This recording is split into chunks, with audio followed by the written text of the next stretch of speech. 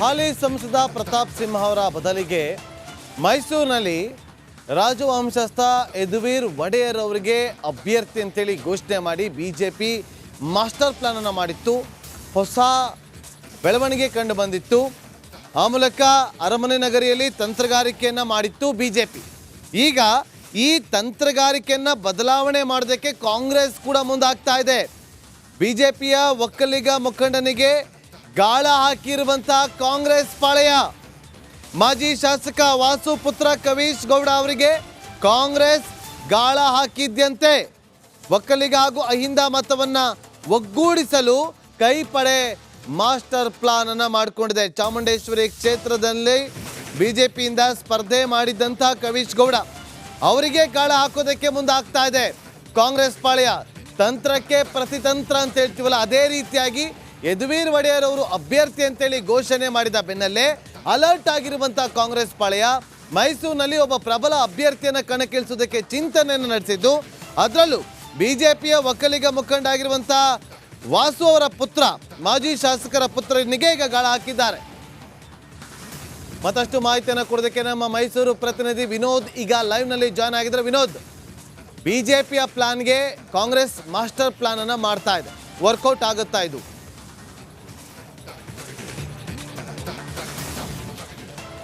ನಾಗೇಂದ್ರ ಬಾಬು, ಈಗಾಗಲೇ ಏನು ಮೈತ್ರಿ ಅಭ್ಯರ್ಥಿಯಾಗಿ ಯದುವೀರ್ ಒಡೆಯರ್ ಅವರು ಈಗಾಗಲೇ ಕಣಕ್ಕಿಳಿತಾ ಇದ್ದಾರೆ.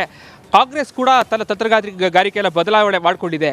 ಈಗಾಗಲೇ ಏನು ಕಾಂಗ್ರೆಸ್ ಇಲ್ಲ ಕೆಪಿಸಿಸಿ ವಕ್ತಾರ ಎಂ ಲಕ್ಷ್ಮಣ್ ಹಾಗೂ ಡಾಕ್ಟರ್ ವಿಜಯ್ ಕುಮಾರ್ ಅವರು ಅಭ್ಯರ್ಥಿಗಳಾಗ್ತಾರೆ ಅನ್ನುವಂತಹ ಮಾತುಗಳು ಕೇಳಿ ಬರ್ತಾ ಇತ್ತು.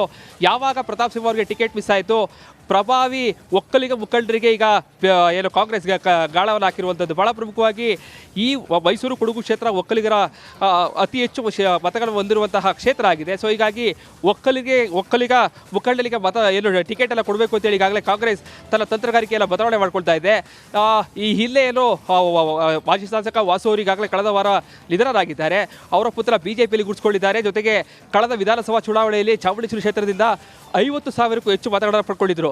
ಚಾಮುಂಡೇಶ್ವರಿ ಕ್ಷೇತ್ರ ಹೇಳಿ ಕೇಳಿ ಬಿಜೆಪಿಗೆ ನೆಲೆ ಇಲ್ಲದಂತಹ ಕ್ಷೇತ್ರ, ಕೇವಲ 5,000 to 6,000 ಓಟ್ಗಳನ್ನು ಪಡ್ಕೊಳ್ತಾ ಇತ್ತು.